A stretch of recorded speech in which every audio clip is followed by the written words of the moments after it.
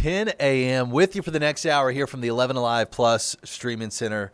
Happy Thursday, everybody. It is February 12th. We are getting a little closer to Valentine's Day. Happy to be joined by meteorologist Nicole Hartford right now. My kids had their Valentine's Day exchange yesterday at school. Early. Yes, they're all excited about all the toys and everything. So your kids have that coming up? Theirs are all tomorrow. Okay. So they have their little Valentine's parties and their little exchanges. So we were busy doing Valentine's the last couple of days. I imagine you were stuffing the bags, not them, right? You know, they helped a little. I had them write their own names. It was all good. Maybe they'll give you a candy heart as a thank you on Saturday. What a nice day. It really is. I mean, after all the clouds and rain yesterday, it's just absolutely beautiful today. We've got sunshine. It is a little bit colder right now than it was this time yesterday. Temperatures are in the 40s. So we're actually running about 15 to 20 degrees colder than this time yesterday. So there is a little bit of trade-off for the return of the sunshine, but we're going to turn this into a really nice day. Our satellite radar pretty clear behind our cold front that moved through yesterday. Behind that, we've brought in some of the cooler air. So temperatures are again a little bit chillier, but we'll warm it up nicely throughout this afternoon to high temperatures in the low to mid 60s. Temperature-wise, that's pretty comparable to where we were yesterday. Not too much of a wind chill factor to worry about. May need, a light layer, sweatshirt, something like that, even in the sunshine this afternoon. But in a lot of spots, I think you can go to some short sleeves as long as you're out in the sun, maybe some long sleeves, keep it conservative. But as we go throughout the next couple of days, temperatures don't really change all that much. Highs will consistently be in those low to mid 60s, comfortable, cool, technically above average for this time of year. We're going to keep it that way through the rest of the week as well as into the weekend before we kick off some even warmer air that moves in by Monday. But although we're the same temperature-wise, it's not really going to look or feel the same when it comes to conditions this weekend. We'll keep the sunshine around today and tomorrow. By Saturday, we will start to build in a few more clouds. So if you're thinking ahead to those weekend plans already, any Valentine's Day plans, Saturday looks great. We will have more overcast skies by sunset, maybe a couple spotty showers later in the evening if you've got late night, date night plans, but otherwise looks great. By overnight Saturday night into Sunday morning, that's when rain starts to move in. We're tracking this front out towards the west that's actually going to push in some warmer air ahead of it.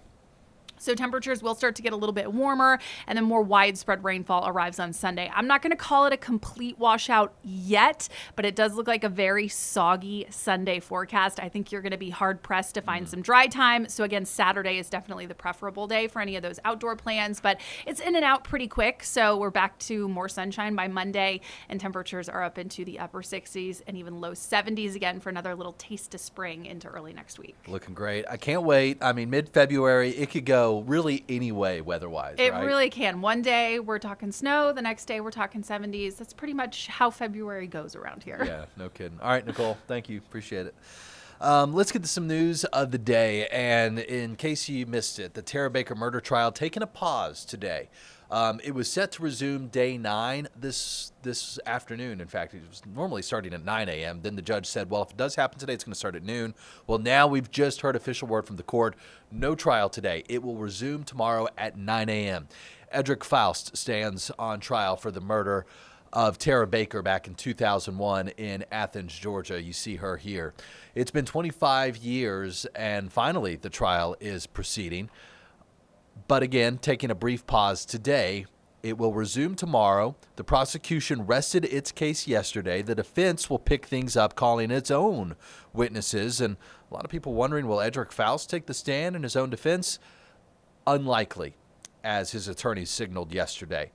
Yesterday, the jury did get to hear from investigators. They got to hear from the GBI crime lab. Again, DNA, very big. In fact, DNA is at the center of this case.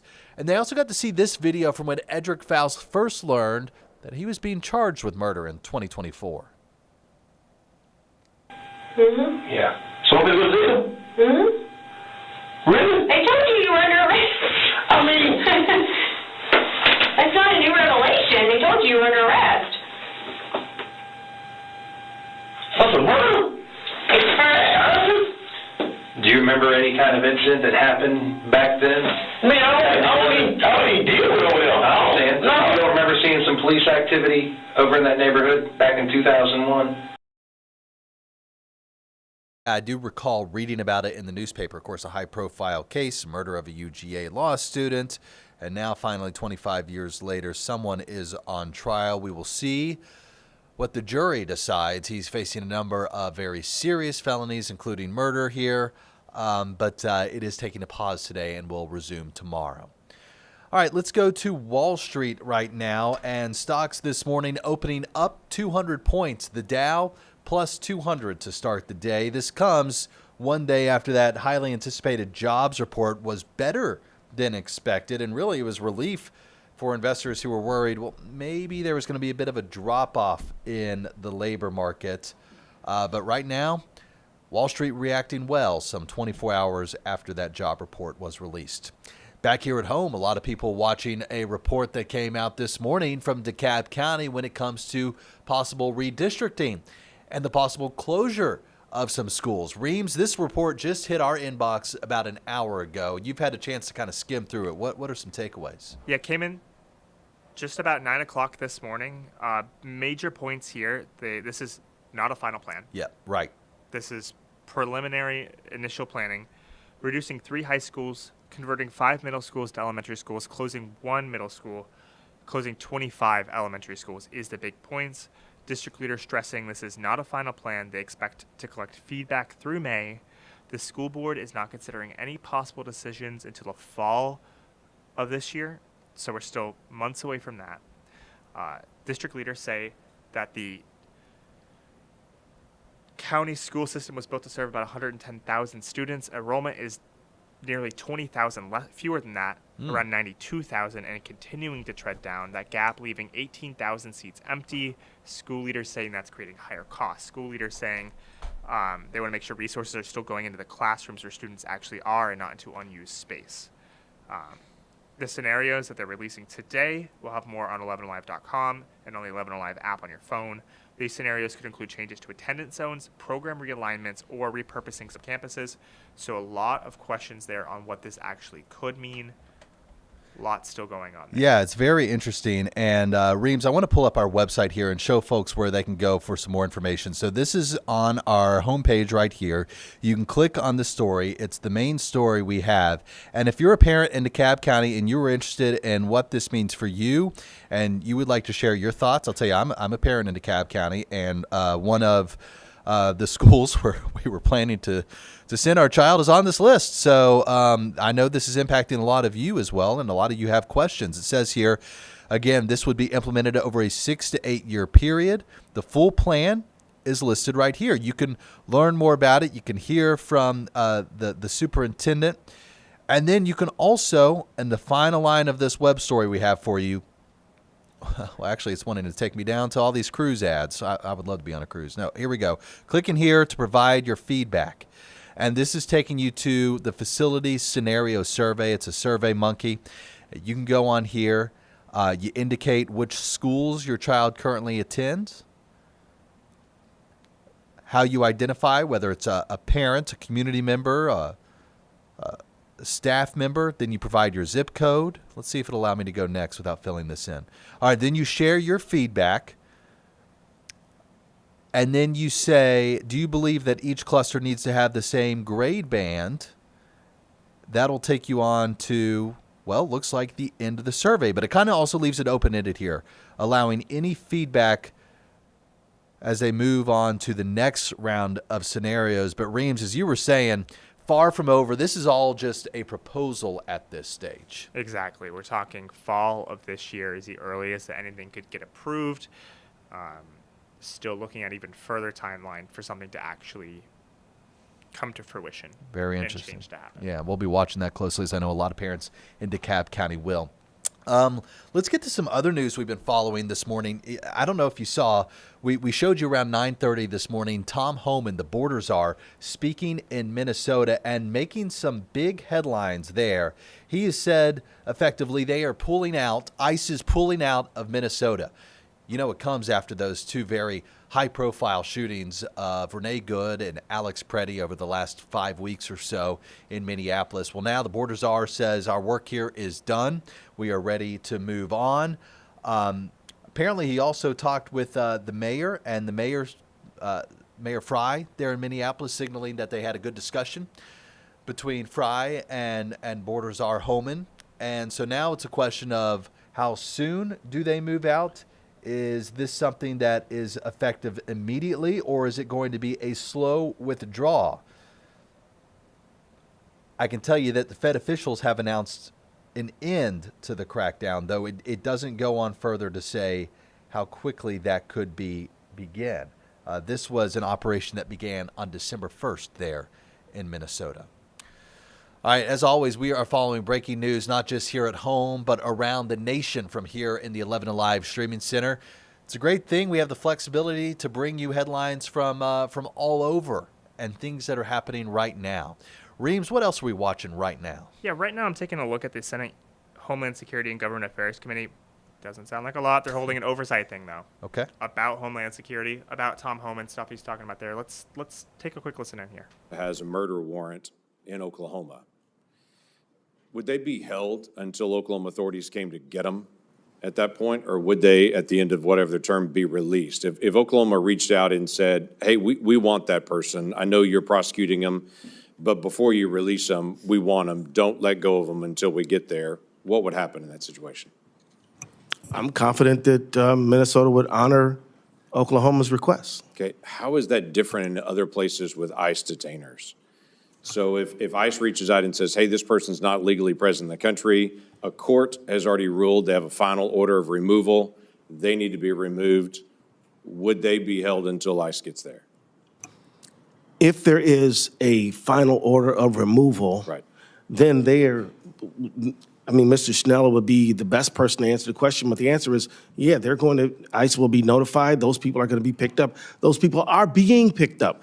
And Senator, again, I did appreciate the work that you were doing on immigration, and I want to be clear that I think we need to return to that level of bipartisan cooperation, and I hope that you can continue in that direction. But one of my problems is that a lot of the reasons that the federal administration's giving for targeting Minnesota aren't justified based on the law. Right, but So- I guess my first question is, if someone has a final order of removal from an immigration court, should they be removed? Yes. Okay, so then the argument from ICE is that sometimes they do a detainer, and by the time they got there, they've been released already. They're not actually there. Is that occurring? Well, Because I would say if Oklahoma contacts Minnesota and says, hold them till we get there, or if ICE contacts them and says, hold them till we get there, what's the difference? if it is if somebody's been convicted of a felony, that person is going to be, there will be questioning as to what their nationality is. That information will be reported to ICE.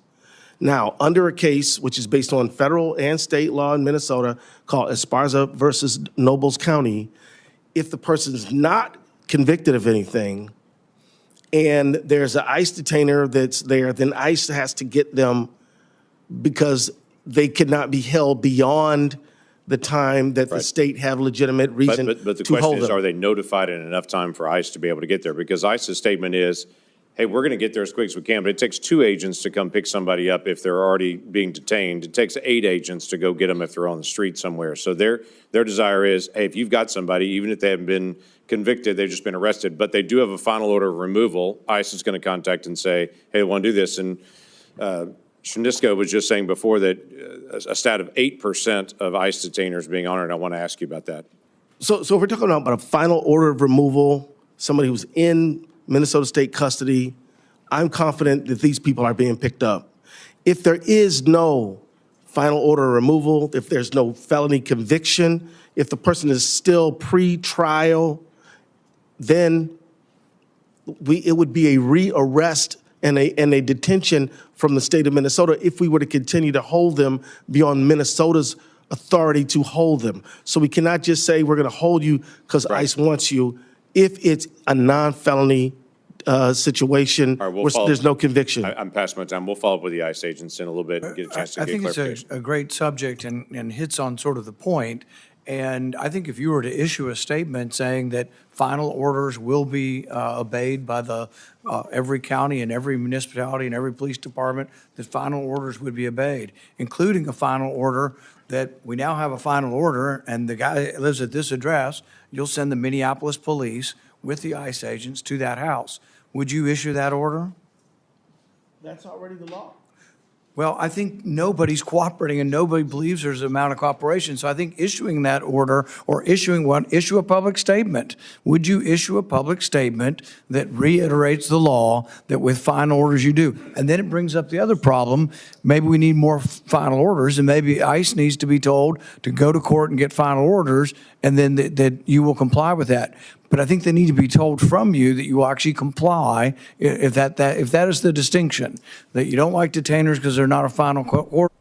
All right, on the right-hand side of your screen, also watching hearing on Capitol Hill from the Commerce, Science, and Transportation Committee. They are hearing the NTSB's final report on that mid-air collision between a plane and a chopper over D.C. last year. Let's listen in. When they have no criminal offenses. However, under any All right, we're going to work out the audio here in just a moment and get this for you in momentarily. We can tell you that NTSB routinely issues these final reports. Sometimes it takes months. Sometimes, in this case, it takes a little over a year. In fact, we just had the 1 year later remembrance of all these victims who were killed during this midair collision over the Potomac. Hard to forget those images right over the Potomac of the helicopter and that plane. It was the largest aviation disaster in the U.S. since 9/11. All right, now let's listen in. Is there a second? Second. All those in favor say aye. Aye. All those opposed say no. The motion is agreed to, and the nomination is ordered to be reported favorably. I ask for unanimous consent that staff are authorized to make technical and conforming changes without objection so ordered. Are there any members wishing to make remarks on any of the agenda items?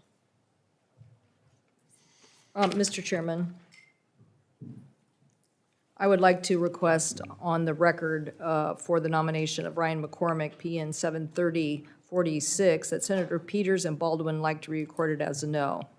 I would also like to request to correct the record for the nomination of Robert Harvey. Senator Peters would like to be recorded as a yes. Thank you, Mr. Chairman. Without objection. If there are no further comments, that concludes the markup, and we'll move on to the hearing.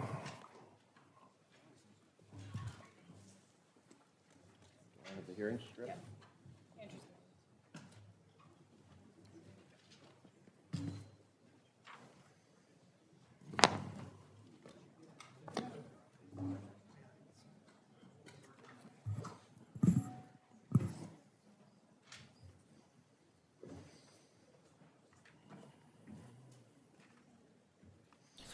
All right, as we wait for them to begin this hearing with the NTSB, just a reminder that this was a huge investigation between the FAA and the NTSB looking into how this midair collision happened over the Potomac. It killed 67 people. Senate Committee how on can Commerce, we Science, avoid and this happening Transportation will again? come to order. Here's Senator Ted Cruz. Before I begin my opening statement, today marks the 17th anniversary of the Colgan Air Flight 3407 accident in New York. We remember the 50 lives lost as we somberly meet to discuss another deadly aviation accident. Aviation safety relies on the Swiss cheese model to mitigate and manage risk. Layers upon layers of human intervention and technology are meant to close any vulnerabilities or figurative holes left by the previous layer. Unfortunately, just over 1 year ago, that safety system failed just 3 miles from here at Ronald Reagan Washington National Airport. For more than 15 years, pilots, controllers, and reams of aviation data detected at least one near midair collision each and every month at National Airport. In 2013, after a helicopter and plane on approach to DCA nearly crashed into each other, controllers and helicopter operators formed a working group to improve coordination in the local airspace. That group met often and at some point even elevated recommendations to revise and improve mapped flight routes to show known hotspots. But their suggestions were ignored.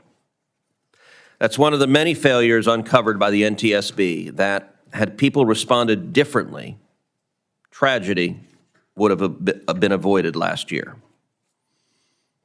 I want to commend NTSB Chairwoman Jennifer Homendy and all of the NTSB staff for their efforts.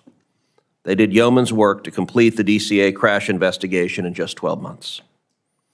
In addition to examining the causes of the DCA accident, the NTSB made 50 recommendations to improve aviation safety. One of those recommendations argued.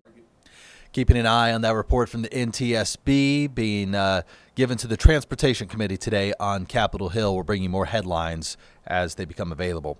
But now we want to get to a story that is going to impact a lot of you, I think, as we approach Valentine's Day coming up. Maybe you're on a dating app. Maybe you're looking for love elsewhere online.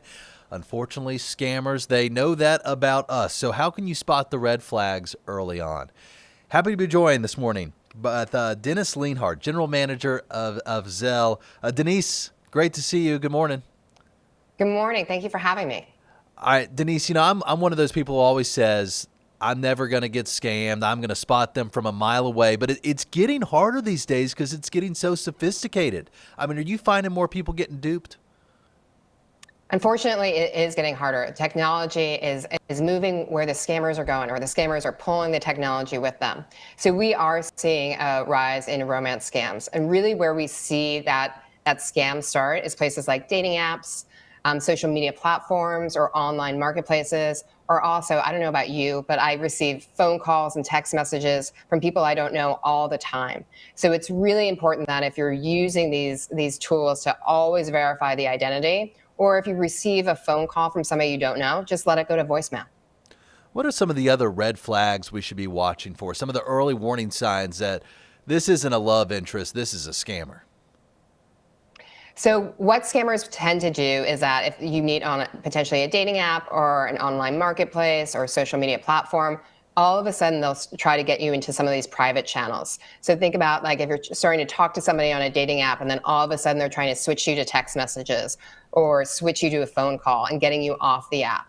What they're trying to do is actually isolate you into these channels that just don't have the same safeguards in order to verify identity. So you need to be really thoughtful and careful before you do that. If someone is suspecting they're talking with the scammer, what should they do? Is there anybody they should be contacting? Yeah, so my biggest piece of advice is if you think that there's a red flag or something seems off, take a beat, because what they'll try to do is actually pressure you with urgency. So just take a moment, take a deep breath, and then ask yourself, does this seem right? And if it doesn't seem right, either hang up the phone or stop the text messaging or just stop the communication. And then you can obviously always go to local authorities. Let's say somebody does send the money off. It goes to the scammer. Is there any hope of reclaiming that money? Is there anything that Zelle, for example, can do to hop in there and try to remedy the situation, or is it gone for good? So on digital payments platform, it's really important to use them as if you were using cash. So only send money to people that you know and trust.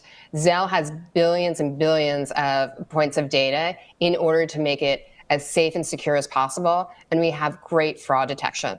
But again, it's really important for the individual as they're sending money to know that they're sending money to somebody that they trust, they love, and potentially that they've even hugged before, right? That it's actually like a real person that they've seen in real life. All of that is really important. On the Zelle network, we processed $1.2 trillion last year. And we're seeing an average value of about $300. And what that means is people are using Zelle in order to make rent payments, to pay for childcare, do those everyday things in your everyday real life. And that's how digital payments platforms should be used. Okay. Any final tips as we head towards Valentine's Day for folks?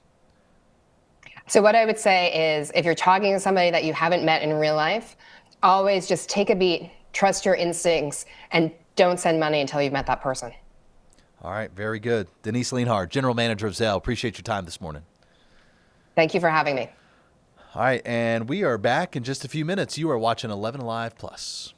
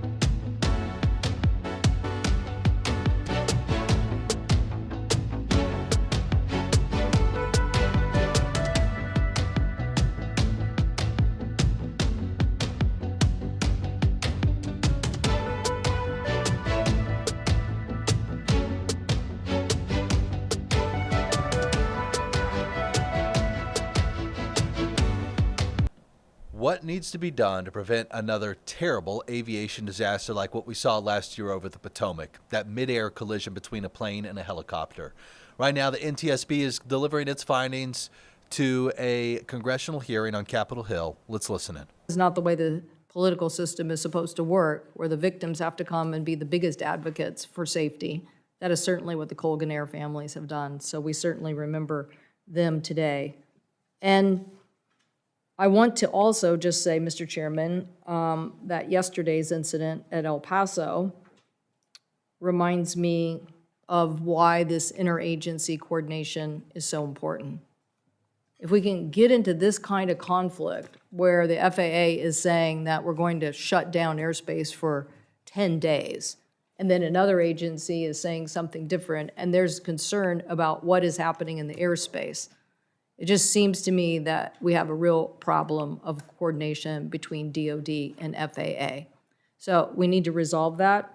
I hope that your calls for an interagency briefing will be heeded and that we will get to the bottom of this. Not one more day needs to go by without that kind of information and oversight for the public. But we are here today to thank Chair Hamady and the NTSB and to thank them for their recommendations and findings after a thorough, long investigation into the tragic crash in DCA last year. The loss of 67 souls when an Army helicopter collided with American Airlines 5342 has weighed heavily on many of us, but certainly the families who are most affected. Our hearts go out to you. Many of the family members are here today, and I know they will be following today's discussion very closely. You have stood with us to make our aviation system safer, including your support for the Rotor Act, which was critical in trying to push this legislation through the United States Senate and hopefully to get it to the President's desk. I want to thank Chair Hamady again for her work with her team tirelessly delivering answers to these families. I know that you deliver a lot of answers and information to us. I think no one knows how hard that is in delivering the information to the families. I know from our own air accidents with the seaplane in Seattle, how trying to find the victims of that crash, there's just so much work that goes into communicating with the families, and so we thank you for that as well. These answers demonstrate that this tragedy was a result of many systematic failures, and that failed everyone on Flight 5342 and the Army helicopters and the air traffic controllers. And so this is part of a larger trend where we have to be the ones that put a stop to this finally. We have witnessed multiple near misses between commercial airline flights and military flights, including a helicopter flying too close to DCA traffic last May, exposing communication failures between the Pentagon Air Traffic Control Tower and the DC Tower, and a near mid-air collision between an Air Force tanker and JetBlue flying from Caraco back to the United States. These incidents are just unacceptable. So we look forward to the 14 recommendations that you are making today, especially the issue of NTSB and the larger FAA reforms. I am concerned that the NTSB found that the FAA and Army are dangerously over-relied on pilots to see and avoid. How can a congested airspace rely on see and avoid? Other traffic around National Capital Region, the NTSB found these Keeping practices an eye on any news that comes out of this NTSB hearing with the Transportation Committee there on Capitol Hill. Also watching an Immigration Oversight Committee hearing right now, as within the last hour we have learned that ICE is moving out of Minnesota. That announced by Border Czar Tom Homan around 9 o'clock this morning in a news conference.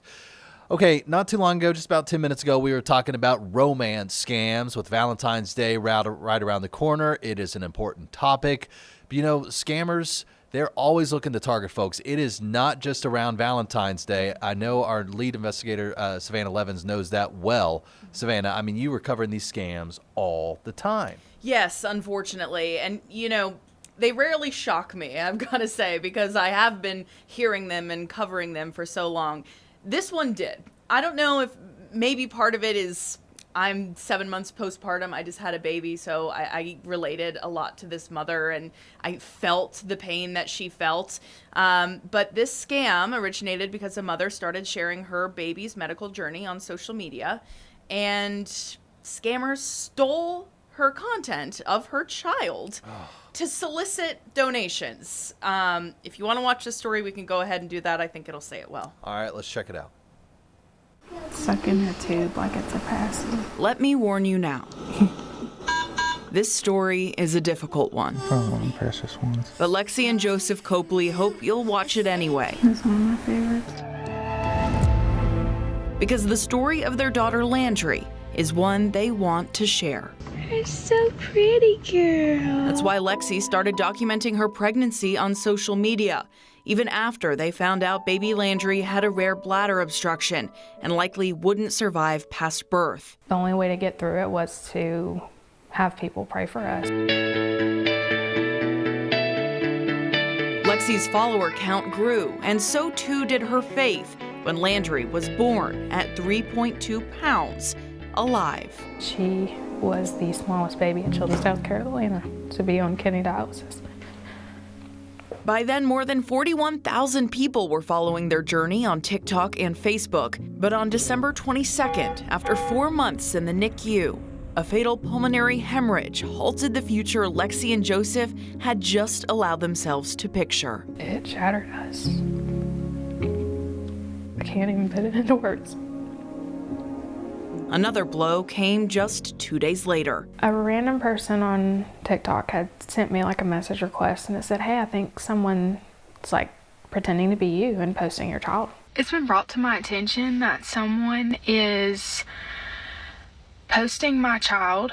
There it was, someone pretending to be Lexi, soliciting donations via PayPal for a baby who was already gone. You're taking something that was so vulnerable for he and I to do and share our child with the world for prayers and asking for money to save her life when she's not even here anymore. And you were never asking for money? No, I would never do that. Lexi and her followers reported the scam to PayPal and TikTok. I even went as far as sending her death certificate that they asked for. But for nearly a month, the page remained up. This is the worst time of their life, and someone's manipulating it for their own gain. Haralson County Sheriff Corporal Robin Hood says detectives have been working to obtain information from TikTok and PayPal to see if the scammer can be traced. But if they're not in the U.S., she admits options are limited. Once we find out it's out of the country, it's really hard for us to follow through with anything. I just want it taken down. How are these people invincible? Like, why is this so hard? After we reached out to TikTok and PayPal, the fake page was taken down and donors were refunded.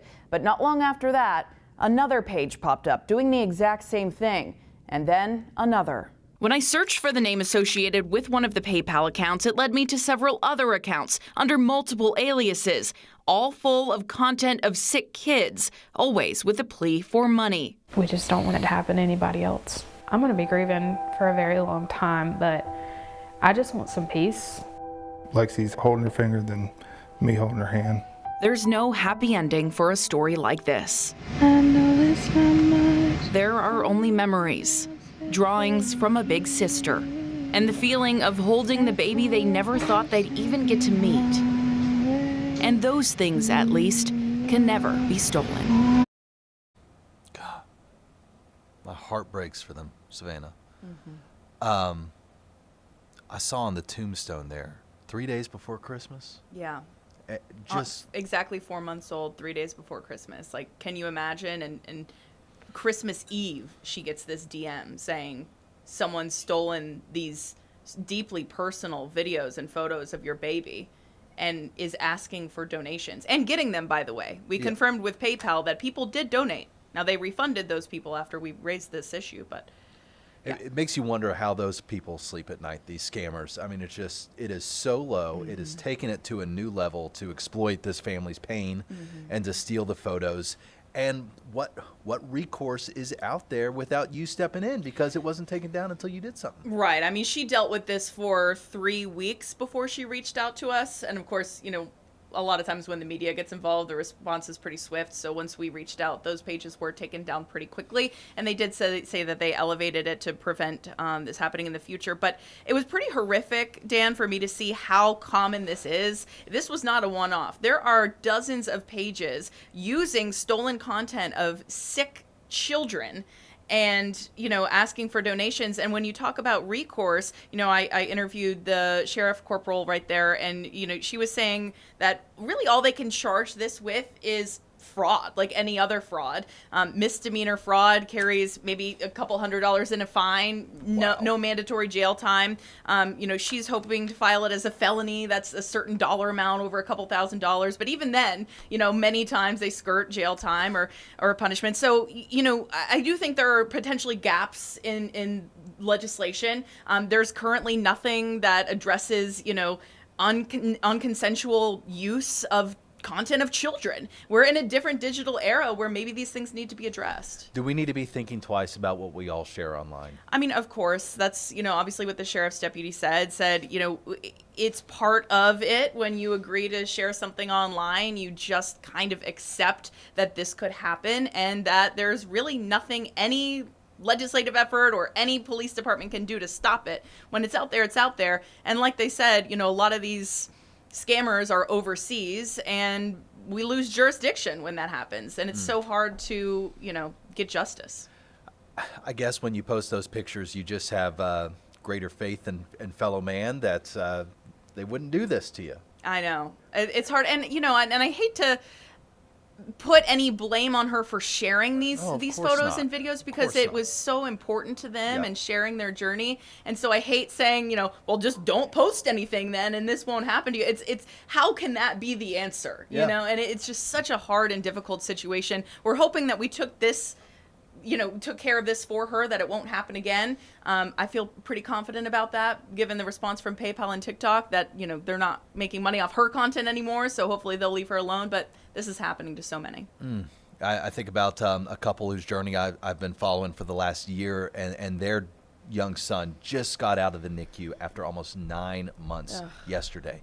But I fell in love with their journey because they were posting the updates and the photos, and you feel like you're along for the whole ride. So, I mean, in one sense, I mean, it is cathartic to be able to follow along with that stuff. And to have that community for them, you know? And she did say, you know, Lexi said she fears that these scammers are doing this once they realize a child has passed.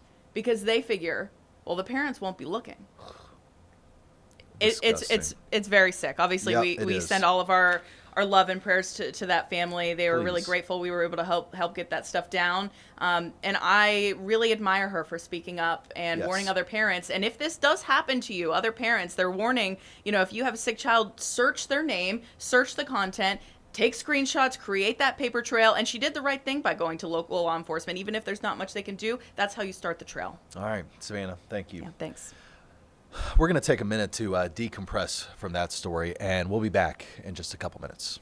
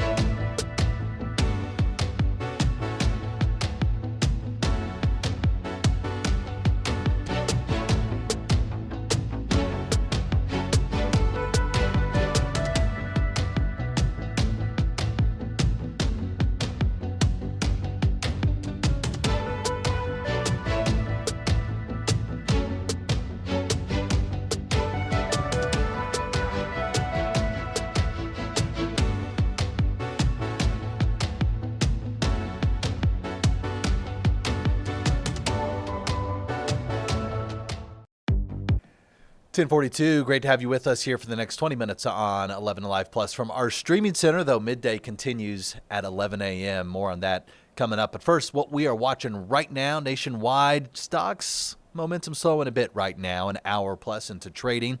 We're also watching an Immigration Oversight Committee hearing right now, and this comes the same morning that Border Czar Tom Homan has announced ICE will move out of Minnesota. It comes after, of course, the deaths of two people, Renee Good and Alex Preddy, there in Minneapolis. And then we're also watching this NTSB hearing. This is the Transportation Committee, and the NTSB is delivering its findings right now on that midair collision over the Potomac last year between a plane and a chopper. What could be done to prevent that from happening again? Let's listen. Showed that the FAA failed to conduct annual reviews of helicopter routes in the DCA airspace leading up to the DCA Midair Collision. Reviews that would have shown the helicopter route was too close to an approach runway. A review of helicopter routes would have also potentially prevented some of the 15,000 close calls between airplanes and helicopters in the DCA airspace that took place between October of 2021 and December. We're going to fix this audio for you. That collision happened back on January 29th, 2005, so just a little over a year ago. In a public meeting a couple weeks ago, the NTSB voted to approve 74 findings and 50 recommendations to prevent similar accidents in the future. So now what do lawmakers have to say about it? It's a crash that happened in their own backyard there in D.C. Let's listen. Well-trained employees are at work every day with all the tools that they need. The House must also act to pass the Rotor Act so we can codify many of the NTSB's recommendations. But even if that happens, there is more work to do. Because the bottom line is that any system that repeatedly forces pilots to take emergency evasive actions to save lives is a broken system. We need to prevent the conditions that will lead to even a near miss. So I thank you again, Chairwoman Hamady. You have been a wonderful resource to this committee. I also thank the leadership of the committee, the chairman, the ranking member, and again, my partner on the subcommittee, Chairman Moran. Thank you. I yield back, Mr. Chairman. Thank you. I now want to introduce our witness, Ms. Jennifer Homendy, the chairwoman of the National Transportation Safety Board. The NTSB investigates all civilian aviation accidents and other major roadway, pipeline, rail, and marine accidents. We thank Chairwoman Homendy and the NTSB staff for their work to complete the investigation of the D.C. mid-air collision in 1 year. Chairwoman Homendy, you're recognized for 5 minutes. Okay. Chairman Cruz, Ranking Member Cantwell, Chairman Moran, Ranking Member Duckworth, and members of the committee, thank you for the opportunity to be here today to discuss our investigation of the mid-air collision that occurred just over a year ago near Ronald Reagan Washington National Airport. As we discuss NTSB's thorough fact-finding, extensive analysis, and comprehensive safety recommendations, I want to make one thing abundantly clear. We should not be here today. In this room, sitting with us or watching online, are family members of the 67 people who died on January 29th. We are so sorry for your loss. You should not have to be here because, as I've said many times, this was 100% preventable. It was preventable. In fact, now that our investigation has concluded, I can say without a shadow of a doubt that we've seen this before. We've investigated similar mid-air collisions going back decades, and we've issued safety recommendations like ADSB in over and over and over again, aimed at preventing just these kinds of collisions. Recommendations that have been rejected, sidelined, or just plain ignored. As Chairman Cruz and Congressman Onder recently wrote, last year's crash was not an isolated incident. It was the fatal result of years of unheeded warnings. Years. 57 years ago, in 1969, we investigated a mid-air collision between Allegheny Airlines Flight 853 and a small Piper Cherokee outside Shelbyville, Indiana. 83 people died.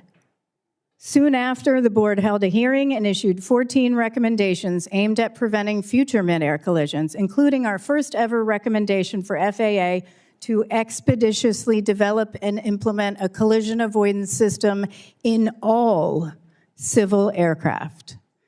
For perspective, that same year, we put a man on the moon. And yet it took another 2 decades and a congressional mandate for FAA to finally implement TCAS. TCAS didn't prevent this accident, but there are technologies that are readily available that could have. If I could pull up my slide, while that's coming up, with ADSB in, and what maybe I'll give it a second. With ADSB in, hopefully it'll come up.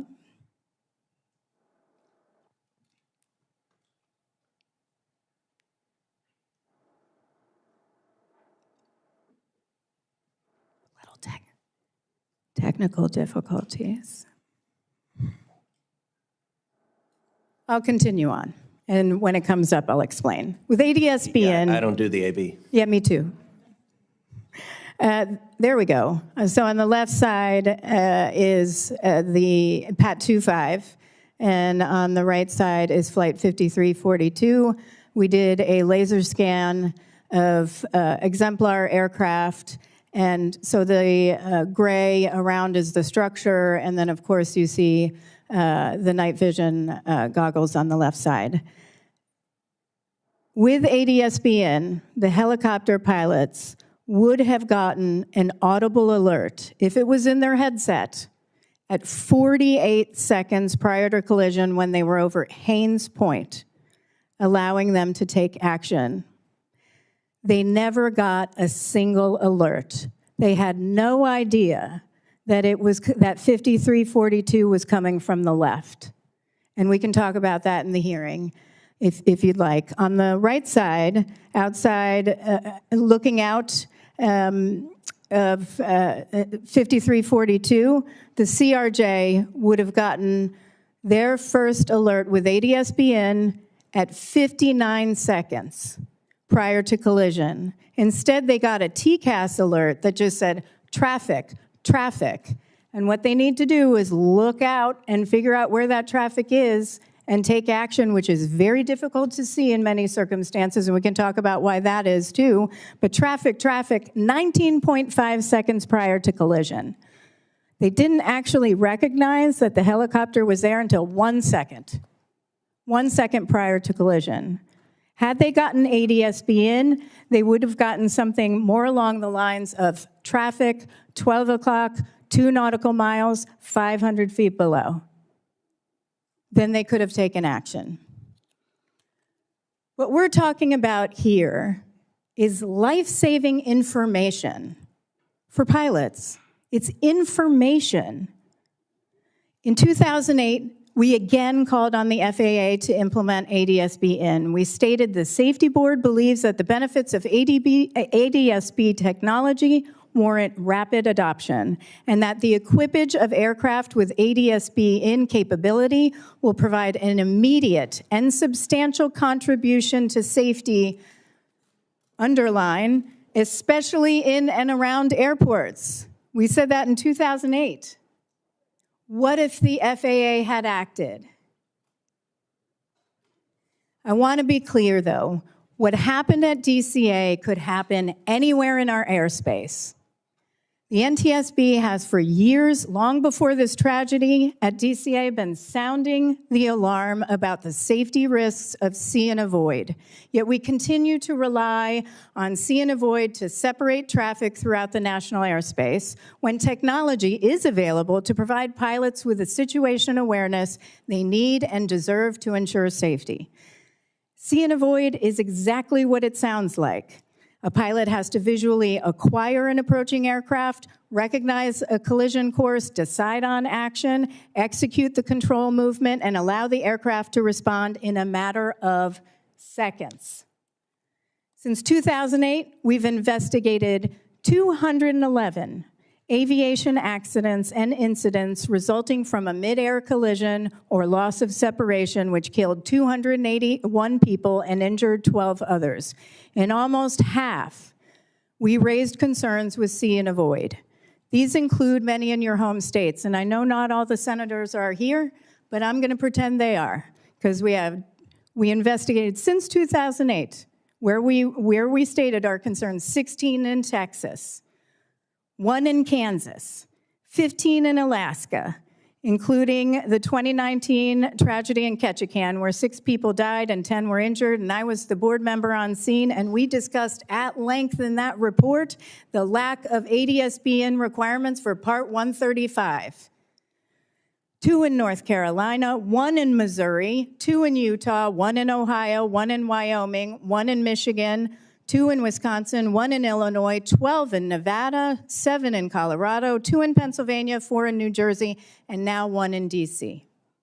The fact is, our aviation system is the safest in the world for a reason. Thanks to the work of you all, the work of the entire Congress, our work at NTSB, the work of our partners at FAA, redundancy has been built into the system to prevent catastrophe, but that doesn't mean system flaws don't exist. Our aviation system is complex. The national airspace system is complex, but it is generally safe, which means many, many things have to go wrong for a tragedy like this to occur. And we have an obligation to fix those vulnerabilities. The question before us is how many more people need to die before we act? How many more people need to die before we act? I've heard others say it can't be done, it's too expensive, the technology isn't available, the risk is only at DCA. None of that is true. Absolutely none of it. The technology is available with an iPhone or an iPad a headset, this is mine, and a cable, and a few $100s for a receiver. That's what this is, ADS-BN receiver. Even the oldest general aviation planes can be outfitted with ADS-BN. The gentleman behind me from who is the director of our Office of Aviation Safety, he has no electricity in his plane. This is what he has. He has ADS-BN with an iPad. In commercial aviation, American Airlines has equipped its entire fleet of more than 300 Airbus A321 aircraft with ADS-BN. I was in the cockpit to look at it. Flew to Phoenix from here. You know how much it cost them? I asked the COO, less than $50,000 per plane to retrofit. Boeing offers it on new planes. Airbus offers it on new planes. Gulfstream includes it. It is possible. The technology is available, so we can solve this problem and save lives. We should not have to be here, and we wouldn't be if the NTSB's warnings had been heeded. Exactly 17 years ago, Colgan Air Flight 3407 crashed in New York. 50 people died. In response to that accident, we issued 25 new safety recommendations to the FAA. 10 were closed, unacceptable action, because they weren't going to do anything about it. In the letters, they told us, don't ask anymore. 1 is open unacceptable. We cannot allow this to happen again. Every single one of the 50 safety recommendations we issued in response to the DCA catastrophe must be acted on immediately. The FAA has had multiple opportunities to implement NTSB recommendations. Time after time, they've declined. Now we need action, whether that's through the FAA, and they can implement a lot of the recommendations we just issued. Some of them are simple, and we can talk about that. Army, Department of War, or an act of Congress. We cannot accept having to be here years from now lamenting yet more inaction.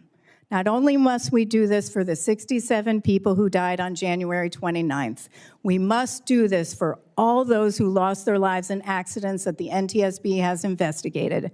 We must do this for their families. We must do this for future generations. Lives we can still save. Chairman Cruz, Ranking Member Cantwell,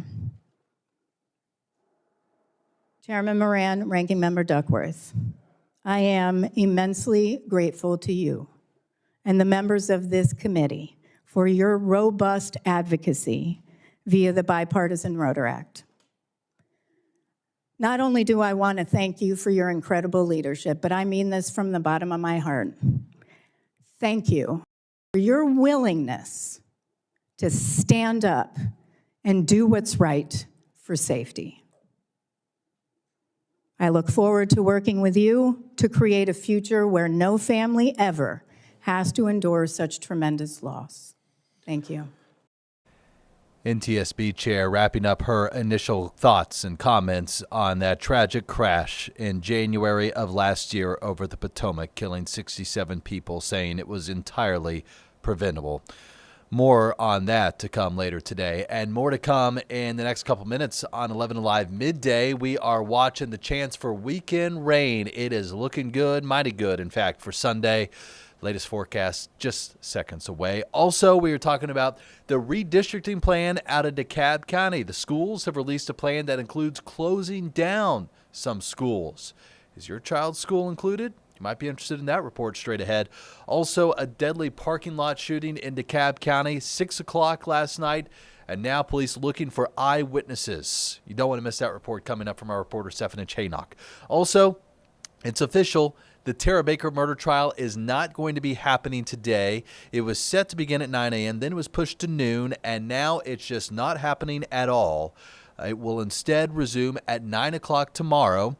The prosecution has rested its case. The defense now taking on its. We will have more on that straight ahead. You are watching 11Alive Plus Midday coming